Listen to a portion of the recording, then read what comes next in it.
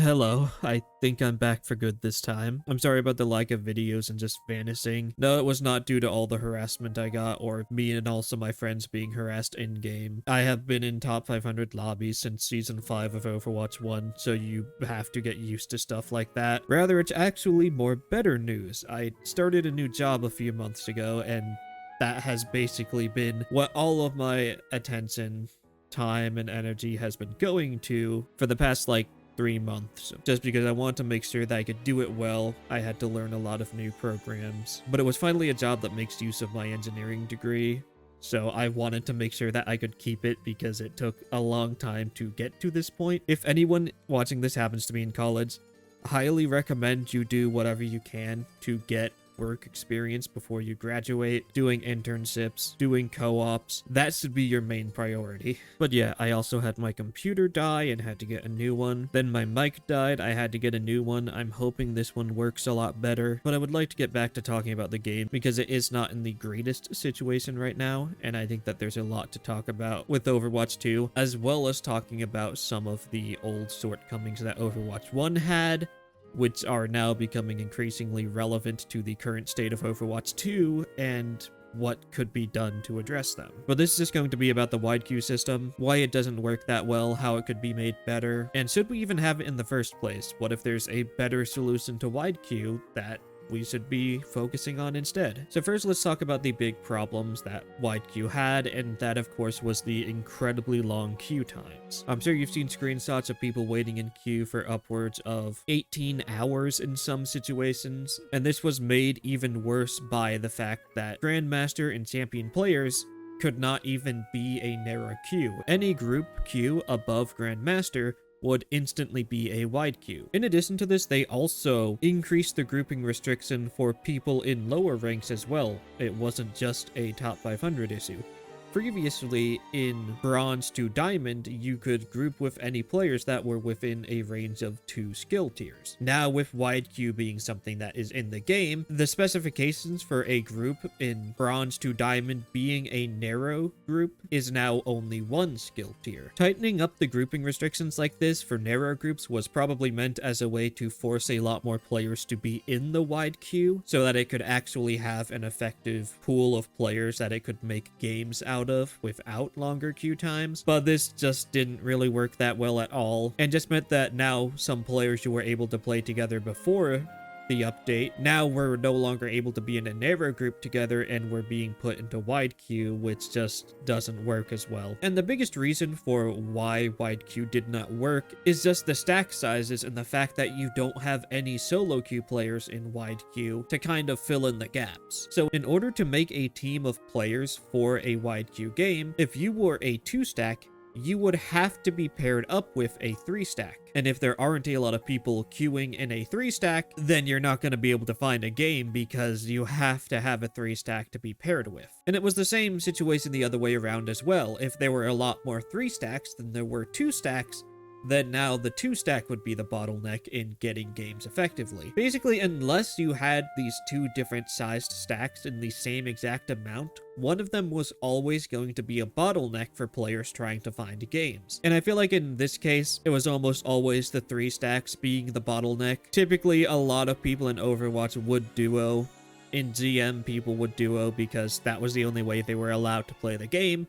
So it kind of got very ingrained in the culture of Overwatch that if you wanted to play competitive with a friend, then you would just do a duo. Because for a lot of high-ranking players, that's what they're used to, that's what they had to do, etc. And the fact that now GM and above were only able to be in wide queue, this was a very noticeable issue for a lot of streamers that were trying to 2-stack and then just couldn't find games, likely because there's basically nobody 3-stacking, and as such, there's not enough 3-stacks for all the duos to form a team with. So how has the Overwatch team addressed this thus far? They just slapped a band-aid on it. They said, okay, now GM players are not forced to be in a wide queue. If your ranks are within 3 subdivisions, then you're good to go and you can just stack as normal. I think the problem is that they didn't also go back to 2 divisions being a narrow group for Bronze through Diamond. So a lot of the players down there, if they happen to be, 6 or 7 skill tiers apart where they were able to play with their friends before and now can't, Those players were kind of just left out to dry. So that's the biggest reason of why wide queue wasn't working, was just because of the stacks. Now before we get into the fix, let's talk about some of the other problems with the queue system. The first one is, of course, people could now stack with gold players and then just abuse the system in order to have easier games as a Grandmaster or top 500 player. And of course, even if the games do take a long time, if people are able to abuse the system, there are a lot of people who will try and abuse this. I saw on Twitter, I'll put it up on screen if I can find it, but a tweet where there was an account that was 55-1 in ranked. At the time they made the tweet, it was 55-2 because they just lost a game. So before that, they were 55-1. And a lot of people in the comments were saying that the account was allegedly using the wide queue and doing a 3-stack or 5-stack with gold accounts in order to get really easy games and farm up wins, which I feel like is kind of a problem that a lot of people didn't talk about.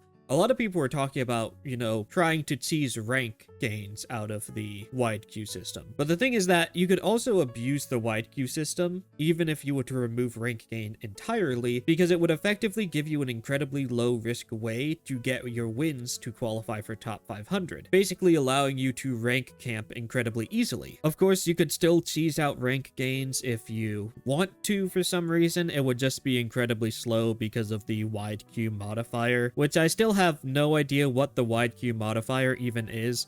I've seen screenshots of people losing rank for winning a game with the wide queue modifier. I've seen a screenshot where somebody gained rank for losing with the wide queue modifier. I feel like how it's supposed to work is it's just less. I saw a screenshot where someone gained 5%, which seems like that should be the normal thing.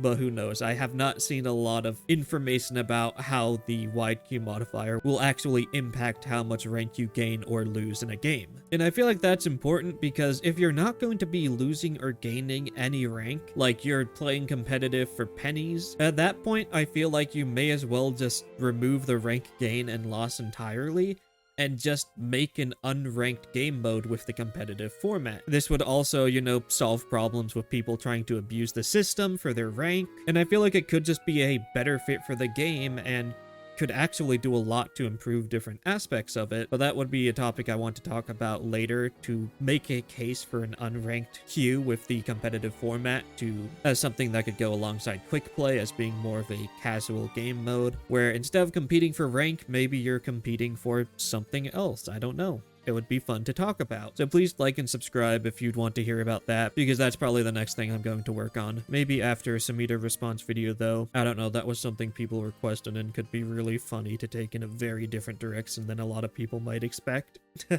But yeah, this video is about trying to fix wide queue instead of proposing something new. And I feel like the best way that you could fix wide queue is conscription. Not mandatory conscription, but voluntary conscription, which technically wouldn't be conscription at all, but it's a very fun and wacky way to describe it. Basically, as a solo queue player, you could select an option on the queue screen that would allow you to be pulled into wide queue games if you're needed. Basically, you'd be in both queues at the same time. If your rank and your role match what's needed for a wide queue game, then you'd get put into a wide queue game with the reduced rank gains. And if you aren't needed, then you just get put into your standard solo queue narrow group game. But the goal here is to fix the bottleneck by having a pool of solo players that you can pull from in order to still create games and hopefully reduce that bottleneck. Because of how, you know, if you're a 2-stack, you need a 3-stack. If 2 stacks and 3 stacks are not in equal amounts in the wide queue, people are gonna have to be waiting. Usually the 2-stack, because as the great Sun Tzu once said, a stack of 3 is in demand. But if you add a solo player into the mix, now you could form a team of 2 2-stacks and a solo player, which could then keep games flowing at a consistent rate without having really long queue times and ease up whenever there's a bottleneck somewhere. And if there is no bottleneck, then the game would just put you in a regular old narrow solo queue game and not a wide queue game. So if there is a bottleneck somewhere, you would get drafted in. If there's not, you just get your regular ass game. Now the problem here is that wide queue games are just going to inherently be unbalanced. That's kind of the point of wide queue. And that's also why your rank gains and losses would be lower. So you can't just, you know, pull a solo player in against their will just to make the system work. You'd have to have it be optional. And more importantly, you'd have to add incentive for them to do so, which in this case, I think offering premium currency could be a very easy way to do this, similar to how in Overwatch 1, queuing for a role that was in demand and was the bottleneck at the time, you would get a loot box or Overwatch credits. You could just give people some Overwatch coins, actual premium currency. Say if you do get drafted into a wide queue game, you would get, 20 Overwatch coins if you win, and 10 if you lose. This would add an actual incentive for people to opt into being drafted into wide queue games in order to make the queue system work. Now, one potential problem with this is that by offering an incentive for players to do this, they might just grind it and then not really care about the game, resulting in lower match quality. But wide queue games are by default going to have a lower match quality, so this wouldn't be that much of an issue. It could still pop up that people just queue into it and then just don't care. This was a big issue with the priority pass system that was added to Overwatch 1, and the priority pass system actually played a pretty large role in the declining match quality and eventual downfall of Overwatch 1 and the 6v6 format as a whole. That would maybe be an interesting topic to get into another time if people are interested, but I feel like that wouldn't be as common in this case because you're offering a premium reward for allowing the Overwatch team to use you as a pawn in the greater global war against queue times, compared to the priority pass system where you basically had to get a priority pass if you wanted to have a reasonable queue time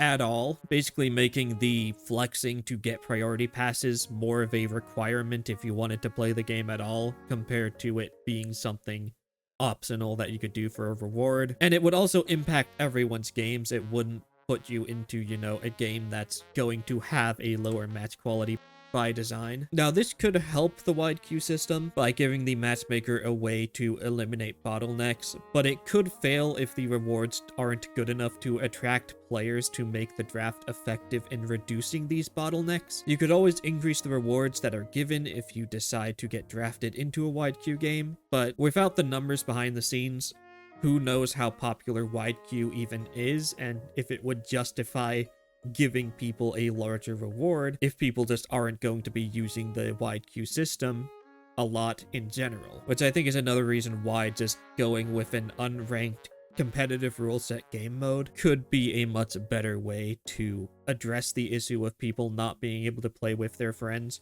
Because I do know that a lot of people just straight up prefer the competitive rule set over the quick play one. They enjoy being able to play both sides of a map and enjoy the fact that they can experience a full game of Overwatch without having people leave and just completely destroy the flow state of the game. Aside from adding the draft into Overwatch, other ways that they could try and improve queue times in particular is to make it so that the match quality would degrade faster. Just lowering the threshold for how much the ranks in the lobby need to match each other to make some faster games as well, but this could also make it easier to exploit the system for rank gain or just to camp top 500 without losing rank. And it's also something that still wouldn't address the problem with the size of the stacks that you have in competitive play, and the fact that there's always going to be one of the 2 stack or the 3 stacks that are going to be a bottleneck for getting games created at a decent speed. And also, a thing I didn't mention is that even if you were to add the draft in, so you have a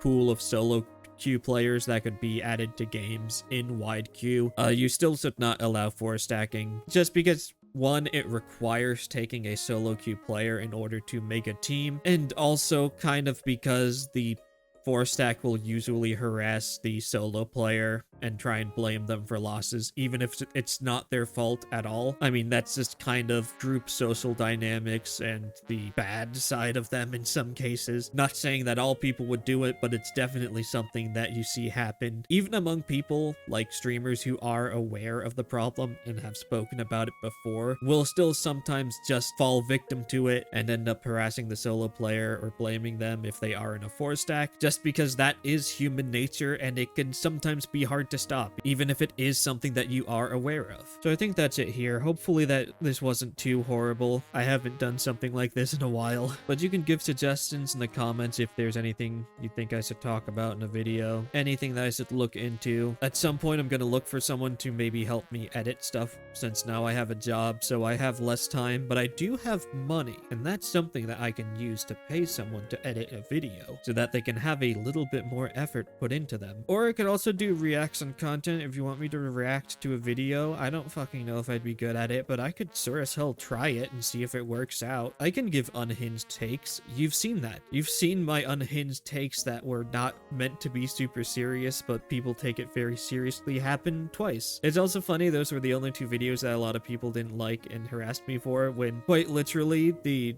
one about support not being the hardest rank to rank up on, or something like that, I think I called it. It was meant to be a sequel video to the KarQ one. Like, they're the same kind of video that's not really meant to be super serious, but is meant to just talk about something. I mean, I'll have to do that when I make a response, but the KarQ video was supposed to be more of about rage bait. Like, the first half of it is just like a bait response to a rage bait tweet, followed by actually trying to talk a bit about the game and different aspects of it that people might not consider when talking about the game. But again, I didn't write it too well. I didn't do a good job. You could do infinitely better to make a case for the power level of characters' perceived value versus actual value, and a lot of stuff like that. And the ranked video was basically just built off of my own experience with ranked, feeling like so many of my games are just like random who wins sometimes. As long as you're